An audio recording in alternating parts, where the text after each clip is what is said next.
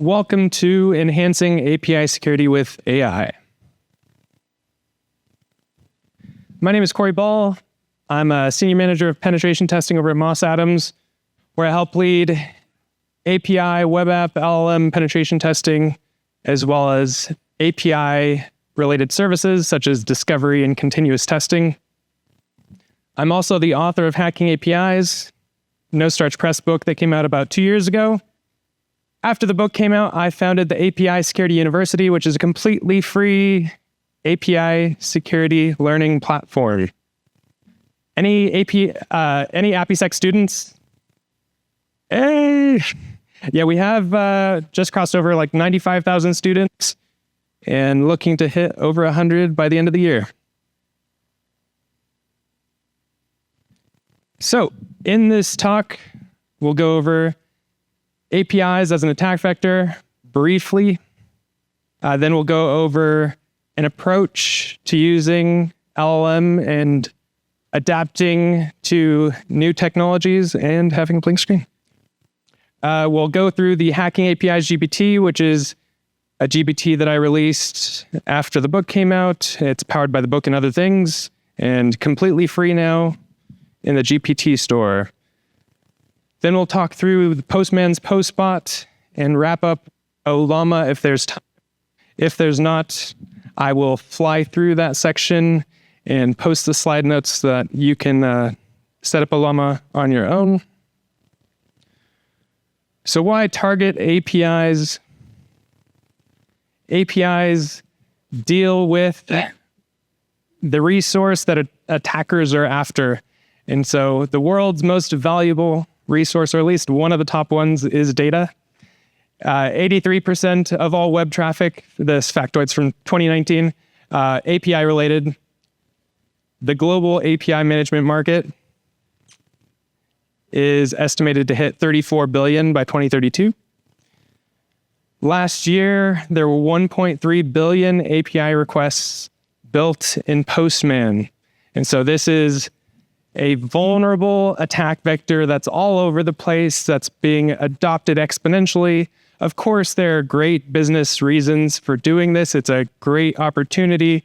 I don't know of businesses that are operating without APIs, not sure that those exist anymore.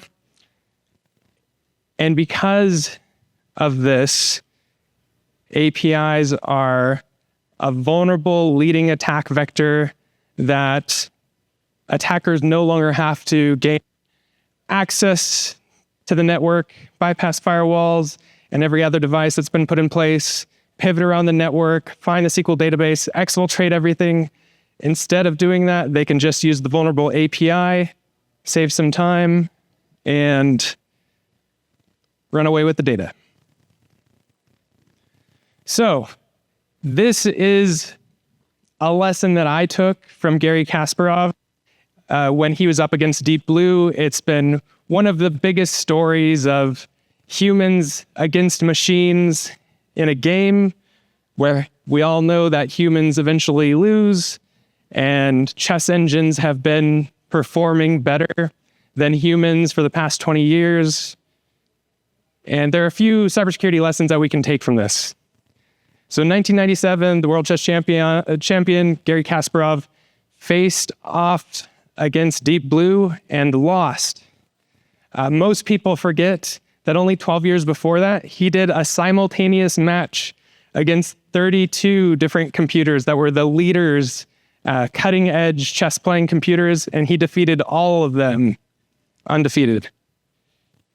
The year prior to this, Kasparov defeated Deep Blue in a very similar setup. He won, I believe, by 2 points, and then when he lost, he had lost by 1 point, but it changed everything, and chess was over. Except for it wasn't, because instead of just giving up and saying, oh, computers are better than us, we don't have a role anymore, it was adopted by all the chess players, and the chess ratings across the board improved to new levels that they'd never reached before. And Gary Kasparov gives a very interesting TED Talk where he covers a lot of this. And here's some of the lessons that I think we can take from that TED Talk and apply to cybersecurity. So An API security tester enhanced with AI is stronger than a tester alone or a machine alone. I'm sorry, I don't know why that keeps happening, but we're going to get through it. Human intuition plus machine calculation, human strategy plus machine tactics, human experience plus machine's memories. So there are things that machines do a lot better than us. For example, the memory. I presented here last year. I wasn't sure what I covered, so I ran through that and made sure that I didn't do that again. I don't think a machine would make that same mistake. So there are things that we are good at, and there are things that machines are good at. And we can leverage those to take our testing to the next level. Then there's the other reason, which in cybersecurity, the constant cat and mouse game between testers, security professionals, and the attackers and adversaries. They're leveraging AI already.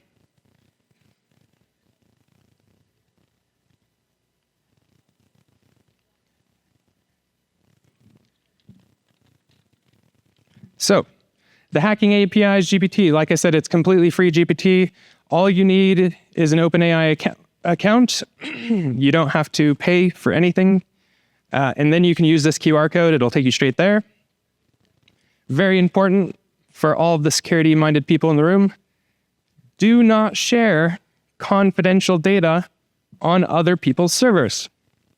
So this not only is right here for you to adhere to, but it's also on the GPT so that everyone else that uses it knows this same thing. You should not take proprietary information or sensitive information that you have access to and put it in here because it's not your servers. But at the very end of this, we'll talk through a llama where you could set it up on a server, unplug it from the internet, rip out everything that would connect it otherwise, and still have access to a GPT that would allow you to run these same requests with sensitive data. So there are 3 key features that we'll go over: endpoint analysis, inspect review, JWT review, and then payload generation.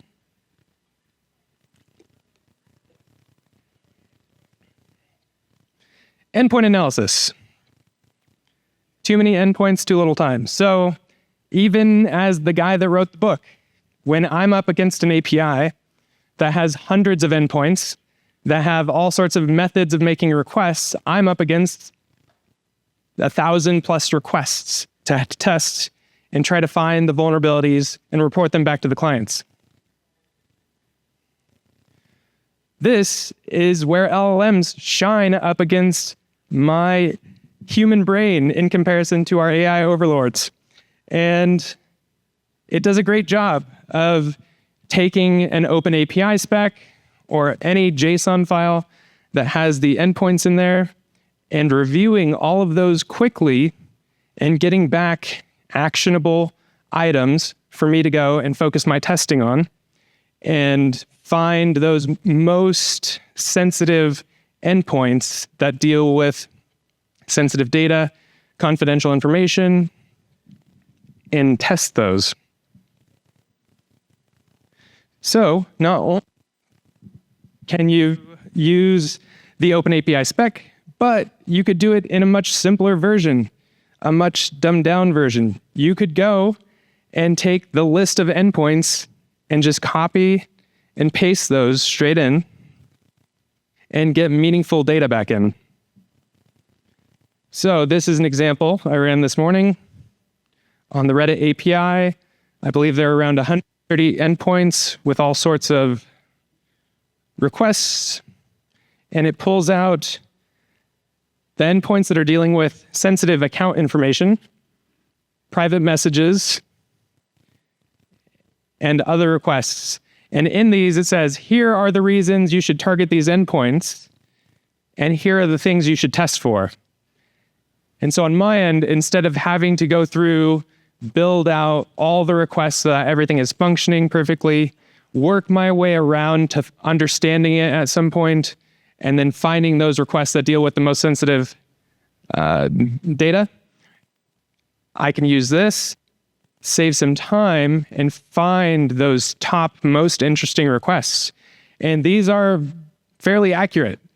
I have not had experiences with this hallucinating out of a provided list.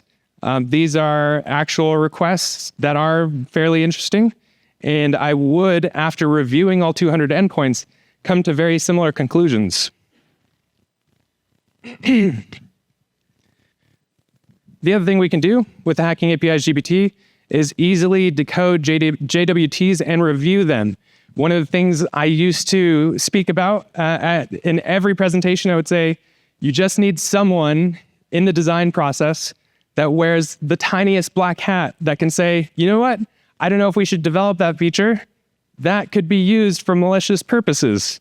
That's all we needed. But now we don't even need that anymore, because you could have the Hacking API's GPT say, you know what? That might not be a good idea. You may want to have these security considerations as you're creating that new request. So this can do the same thing with JWTs. There are plenty of JWTs that we see that have all sorts of sensitive bits of information inside them that may not be necessary. And still that same confusion about encoding and encrypting. And so sometimes you even stumble across usernames and passwords that are still in the JWTs. So this here, you could do the same thing. Decode the following JWT and review the security content. Copy paste. It decodes it. And as you can see here, maybe you don't need the rule. Maybe you don't need the fact that multi-factor is disabled for this admin. And it pulls out that same information. It even gives you a warning about HS256, because the key for this was actually not predictable, but it was very weak. And so this is a good call out for number one. And then, of course, there's no multi-factor enabled. Do the adversaries of the world need to know that about this account? Probably not. Is there a business purposes for this to be in there? Maybe not.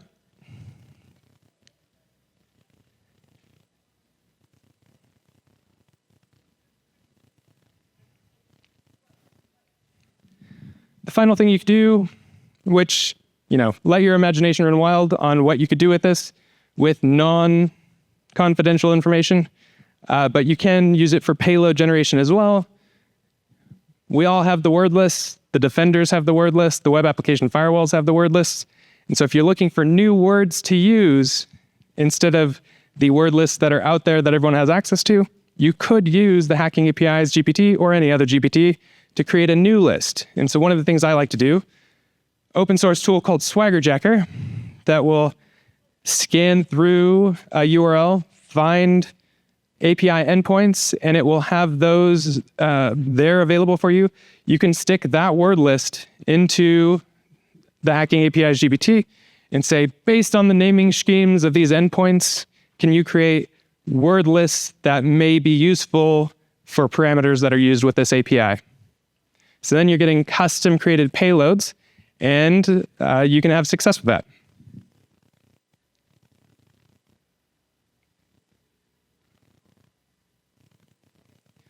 Nordic APIs did a review of the Hacking API's GPT, so that it's not just me up here saying, go check out this cool thing I did, but they did a third-party review of it. And one of the cool things is they used it against the Optus OpenAPI spec from 2022, which is one of my favorite API data leaks, where an API on one of the most sensitive requests did not require authentication. And the Hacking API's GPT was able to use that spec and find that vulnerability on those specific endpoints. Postman's Postbot. So this was released about a year and a half ago. Any Postman users? All right. Same hands. Do you know about the Postbot? Great. Really cool feature. It is the smallest button that didn't really have, a major announcement that goes along with it. But it's a subtle feature that simplifies test creation with APIs. So right here, you can see this little AI button in the top right. And if you select that, you can actually use natural language to create tests based on a specific API collection. And so you could use this for anything that you could think of to test specifically on that API.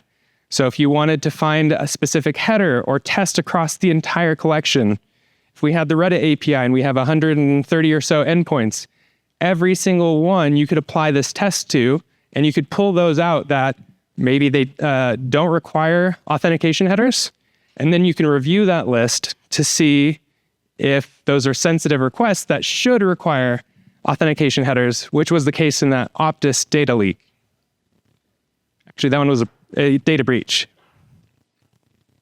The other cool thing is it does have several automated tests. Down here, you can see I just said, straightforward, I'm trying to hack and exploit this API. Again, adversaries could just as easily use this, so we might as well, as the testers, get on the same level. I'm trying to hack and exploit this API. Please create tests that will help me find unsupported paths, injectable parameters, authorization weaknesses, so on and so forth. And it does a really good job. And if it doesn't do a good job, there's another button. Let's see if we can find it. Yeah, right here. So once it's created your tests, then it will respond and say, do you want me to do any of these actions? And one of the buttons that works is called Fix Tests. So if something is broken in your test, or you've created your own test that's having problems, you can use that button to help you out. So here's a few examples of some tests that you could run. Missing authentication, like I mentioned, HTTP versus HTTPS usage, sensitive response data. Similar to the JWT review, it's going to look for keywords that probably wouldn't want to find in an unauthenticated request, for example.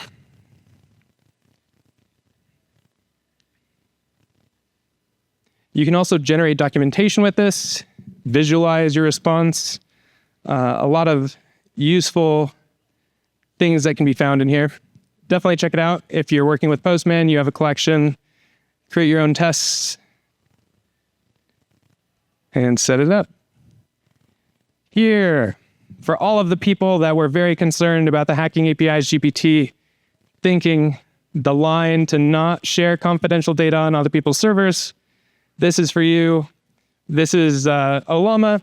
You could use this like I did on a server in a dark room, disconnected from the internet in a Faraday cage, completely locked. And then you can run your sensitive requests. These are, I'll share the deck and make sure that's available, because these are just the instructions on how to go through and get this all up and running. Once it's up and running, you can choose your library. I experiment with a variety of libraries to try and find the one that hallucinates the least and has helpful information.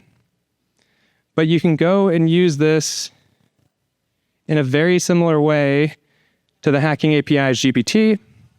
You can power it with public OWASP documents, the testing guide, the API security top 10. You can plug all these things in as documents as a knowledge base, and then put in the requests previously shared with the Hacking APIs GPT, where you can scan for sensitive endpoints, have it talk to you about the potential risks, and act as that little black hat in the design room so that your organization isn't deploying sensitive features that lead to business logic vulnerabilities. A little early, but this is the QR code to AppySec University, completely free educational platform. We just released an NLP and LLM API security course, came out a couple days ago. Great overview of not on the offensive side, but more on the defensive side. What are the considerations you should have when your organization is hosting their own private GPT? And what are the considerations that you should have when making those features available in your application? What? In addition to that course, we have my API pentest course, OWASP API, Security Top 10 course, and a few others, including fundamentals. If you need help with your APIs, that's what I do over at Moss Adams. Feel free to connect with me on LinkedIn. We provide API pen tests, discovery, continuous testing, and API-focused risk assessments. That's all I had. I can answer any questions. Thank you. Thank you. That's good. One more thing before the questions. At 2:30, Moss Adams is sponsoring a Hacking APIs book giveaway.